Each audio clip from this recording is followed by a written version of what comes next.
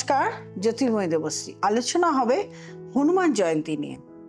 চৈত্র মাসের পূর্ণিমায় অথবা কার্তিক মাসে হনুমান জয়ন্তী পালন করা হয়। সামনেই আমাদের চৈত্র মাসের পূর্ণিমা, সুতরাং এই পূর্ণিমা তিথির দিন হনুমান জয়ন্তী পালন করা হবে।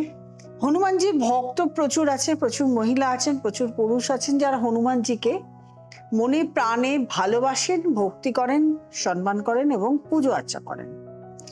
হনুমানজিকে শিবের একাদশ অবতার হিসাবে মান্য করা হয়। রামচন্দ্রের পরম ভক্ত হিসাবে হনুমানজিকে জানে, আমরা সবাই জানি। সেজন্য রামচন্দ্রের রামকাণ্ড বা রামায়ণ, রামচন্দ্রের যে কোনো জিনিস যখন পাঠ করা হয়, যে মন্দিরে পাঠ করা হয়, তখন সেই মন্দিরে কোনো না কোনো রূপে হনুমানজি, পবনপুত্র হনুমানজি সেখানে উপস্থিত হন। হনুমানজির জন্ম নিয়ে অনেক ধরনের গল্প আছে। তাকে পবনপুত্র মানা হয়, তাকে অঞ্জনার পুত্র মানা হয়, অনেক ধরনের গল্প আছে। তার মধ্যে একটি বলবো, যেটা হলো হনুমানজির রাজা দশরথের পুত্র হচ্ছিল না বলে একটি যজ্ঞ করেছিলেন। সেই যজ্ঞে একটি ক্ষীর তৈরি করা হয়েছিল। সেই ক্ষীরটি তার তিনটি ওয়াইফকে সমান ভাগে ভাগ করে দেওয়া হয়েছিল। তিনজন ওয়াইফ সমান ভাগে সেই ক্ষীরটি খেয়েছিলেন এবং তাদের সন্তান প্রাপ্ত হয়েছিল। তার থেকে, সেই ক্ষীরের থেকে একটি পাখি সামান্যতম ক্ষীর নিয়ে গিয়ে উড়ে চলে গেছিলেন এবং উড়ে গিয়ে অঞ্জনার যেখানে বসবাস করতেন, যে কুটির ছিল, সেই কুটিরের সামনে গিয়ে পাখিটি বসেছে এবং সেই ঠোঁটের থেকে ছিটকে এসে কিছুটা ক্ষীর অঞ্জনার হাতে এসে পড়েছিল এবং ক্ষীর দেখে অঞ্জনা সেটা প্রসাদ হিসাবে গ্রহণ করেছিলেন এবং এই গ্রহণ করার পরেই সেখান থেকে জন্ম নেয় হনুমানজি। তাই জন্য তাকে বলা হয় অঞ্জনার পুত্র। পবনপুত্র নিয়ে নিশ্চয়ই আরেকবার কোনো একটা, আবার যখন হনুমান জয়ন্তী হবে তখন পবনপুত্র নিয়ে অবশ্যই আলোচনা করব। কার্তিক মাসে তো হনুমান জয়ন্তী আছে, তখন করব। এই হনুমানজির পুজো হচ্ছে 12 তারিখ, এপ্রিল মাসের 12 তারিখ 1431 বঙ্গাব্দের 2025 সালে 25 সালের 12ই এপ্রিল পূর্ণিমা তিথি। সেই দিনই এই হনুমান জয়ন্তী, শনিবার পড়েছে, হনুমান জয়ন্তী পালন করা হবে। এমনিতেই শনিবার এবং মঙ্গলবার দিন হনুমানজির পুজো করা হয়। মানে যারা পাঠ করেন হনুমান চালিসা, হনুমান স্তোত্র, হনুমান অষ্টক যারা পাঠ করেন, তারা সাধারণত শনিবার মঙ্গলবার পাঠ করতে বলা হয়। হনুমানজি মহিলাদের প্রচণ্ডভাবে সম্মান করতেন, এখনো করেন, সম্মান করেন। সেই জন্য মহিলাদের হনুমানজিকে স্পর্শ করা উচিত নয়। দূর থেকে তারা প্রণাম করবেন, দূর থেকে তারা মাথা নত করবেন, কিন্তু হনুমানজির সামনে গিয়ে মন্দিরে গিয়ে প্রণাম করা বা মন্দিরে গিয়ে তাকে স্পর্শ করা, যে কোনো রকম সিঁদুর পরানো, মালা পরানো, এগুলো তার ক্ষেত্রে বারণ করেছে। পুরুষেরা অবশ্যই করতে পারেন, স্পর্শ করতে পারেন, তাকে সমস্ত ধরনের পুজো আচ্ছা সবকিছুই করতে পারেন। এবারে আমাদের কথা হলো যে হনুমানজির পুজো যেহেতু পড়েছে জয়ন্তী, সেই পুজোটা কিভাবে করা হবে, কি কি জোগাড় করা হবে?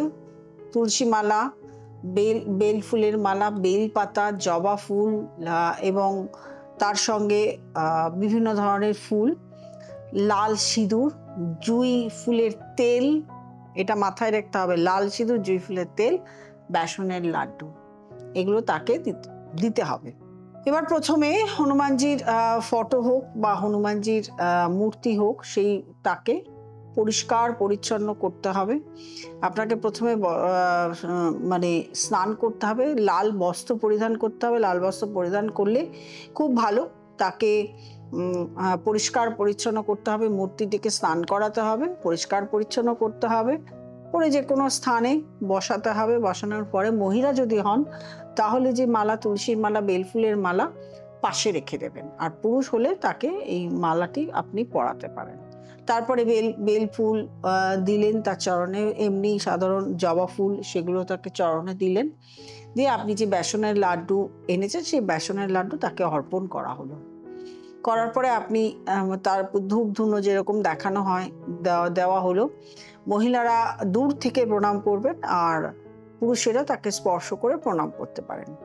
কি কি সমস্যার হনুমানজি পুজো করলে কি কি সমস্যা থেকে আমরা বেরোতে পারি? সাধারণত যাদের শনির দশা চলছে, শনি তাদের খুব খারাপ অবস্থায় রয়েছে, শনির 7.5 চলছে, শনির ধাইয়া চলছে, এইগুলো থেকে মুক্তি পাওয়া যায়। যাদের মঙ্গলের দশা চলছে, মঙ্গল খুব খারাপ পরিস্থিতিতে রয়েছে, তারাও কিন্তু হনুমানজির পুজো করতে পারেন। এছাড়াও যারা শিবের ভক্ত তারা অনেকে হনুমানজি পুজো করেন, প্রত্যেকেই করেন হনুমানজির পুজো। হনুমানজিকে ভক্ত প্রচুর পরিমাণে লোক আছেন যারা করে, তারা এদিন করতে পারেন। এই যে পুজো আর্চা করলেন, করার পরে একটা মন্ত্র আছে, ওম নমো ভগবতে হনুমতে নমঃ। এই মন্ত্রটি 108 বার হনুমানজির সামনে বসে পাঠ করবেন। এছাড়া আপনি হনুমান চালিসা, হনুমান অষ্টক এগুলো পাঠ করতে পারেন। পাঠ করলে কিন্তু আপনি যে মানে হনুমানজির পুজোটা অরিজিনালি কমপ্লিট হবে। অনেকের ক্ষেত্রে বলা হয় যে 11 দিনে 108 বার যদি হনুমান চালিসা পাঠ করা হয়, একটু পাটলি ভাগ করে নিতে হবে। কারণ একদিনে যদি আপনি 108 বার হনুমান চালিসা পাঠ করেন তাহলে কিন্তু সেটা সম্ভব না, মানে হজবরল হয়ে যাবে। এমনিতেই হনুমান চালিসা বেশ খানিকটা বড় এবং 108 বার পাঠ করা মানে হজবরল, সেটা শুধু পাঠ করাই হবে, অরিজিনাল ভাবে পাঠ করার যে মানে ফিলিংস সেটা থাকে না। সুতরাং 11 দিনে আপনাকে পাটলি ভাগ করে নিতে হবে যে এই দিন এই কয়বার পড়বেন, এই দিন এই কয়বার পড়বেন। তার মধ্যে যদি আপনি 108 বার হনুমান চালিসা পাঠ করেন 11 দিনের মধ্যে, আপনার যে 7.5, আপনার যে ঢাইয়া আছে, সেই সমস্যা থেকে আপনি অনেকটাই বেরিয়ে যাবেন। এছাড়া তো আপনার কর্মফল রয়েছে, আপনি কি কর্ম করছেন তার উপর আপনি ফল পাবেন। বলে দিলাম হনুমান জয়ন্তী কিভাবে পালন করা হবে। হনুমান জয়ন্তী পালন করুন। যারা যারা হনুমানজিকে বিশ্বাস করেন, ভক্তি করেন, সম্মান করেন, প্রত্যেকে হনুমানজির পুজো করুন এবং সত্যিকারের এই পুজোতে আপনাদের প্রচুর সমস্যা থেকে আপনারা বেরিয়ে যেতে পারেন। তবে তাকে পুজো করলেই হবে না, তাকে জানাতে হবে আপনাদের কষ্টের কথা, তার প্রবলেমের কথা জানাতে হবে, জানালেই কিন্তু আপনি মুক্তি পাবেন। যারা নতুন প্রোগ্রাম দেখছেন তারা অবশ্যই সাবস্ক্রাইব করবেন, লাইক করবেন, কমেন্ট করবেন, শেয়ার করবেন, নোটিফিকেশন বেলটি অল এটা প্রেস করতে ভুলবেন না। আর যারা আমার কাছে দেখাতে আসতে চাইছেন, নিচে স্ক্রলে যে নাম্বারটি আছে সেই নাম্বারটিতে ফোন করবেন, বুকিং করবেন, চেম্বারে চলে আসবেন এবং অনলাইন কনসালটেশন সবসময়ের জন্য খোলা আছে। আপনারা একটু যোগাযোগ করে নেবেন হোয়াটসঅ্যাপে, কিভাবে কনসালটেশন দেওয়া হবে সেটা আপনাকে জানিয়ে দেওয়া হবে। সেই কন্ডিশনগুলো অ্যাপ্লাই করলে আপনারা পেয়ে যাবেন। প্রত্যেকে ভালো থাকুন, হনুমানজি আপনাদেরকে আশীর্বাদ করুক, আপনারা যেন সুখে শান্তিতে সমৃদ্ধিতে থাকেন।